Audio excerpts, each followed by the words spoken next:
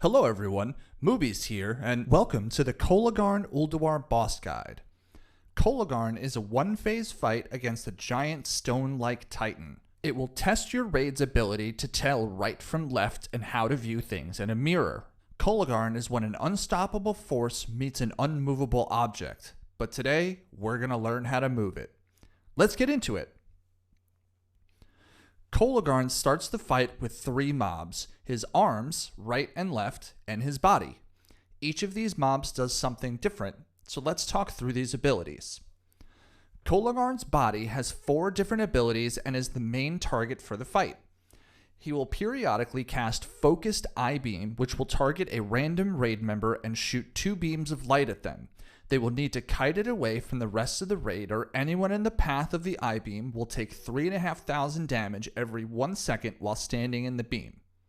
He will also cast Overhead Smash or One-Armed Overhead Smash. They are the same ability.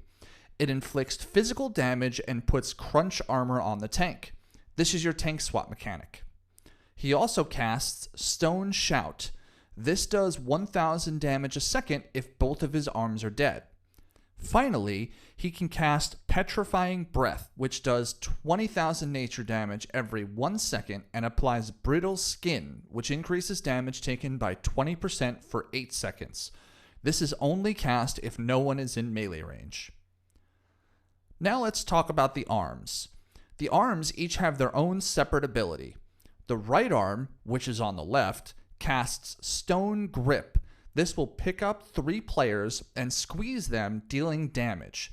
They can be released by dealing 480,000 damage to the arm, or it will kill the 3 it grabbed.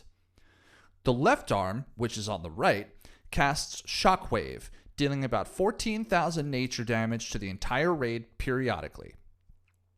When an arm dies, it does damage equal to the health of the arm to Kologarn and spawns 5 rubble, which casts Stone Nova, dealing 6,000 damage per second to anyone within 10 yards and increasing their damage taken by 5%. The rubbles are stunnable. This will be important later. Now, let's talk strategy. For this fight, you want a balanced raid composition: 2 tanks, 4 to 5 healers, and a mix of ranged and melee DPS. On the pole, have your tanks run in first and pick up the boss. Assign the tank swap rotation to swap it around 2 or maybe 3 stacks if your tank is feeling beefy. 25% armor reduction is a lot. Ranged DPS need to spread out in the back of the room and have a path to move in if they get targeted by the eye beam. All DPS are going to start on the right arm, it's on your left, kill it quickly, and melee move out right before it dies. Whichever tank is not tanking the body will pick up the rubble once the arm dies, and ranged will AoE them down quickly. They are stunnable, so feel free to use any bombs or AoE stuns so melee might have a chance to kill them. All DPS will then move to the body. After a short period of time, the right arm will respawn and all DPS will switch back to it immediately. Kill it again and repeat the process.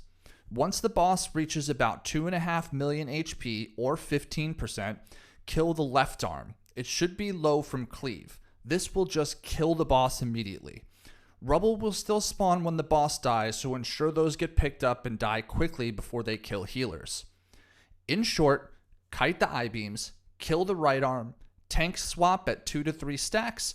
When it gets to 15%, kill the left arm if it's low, and you've created your shattered walkway bridge.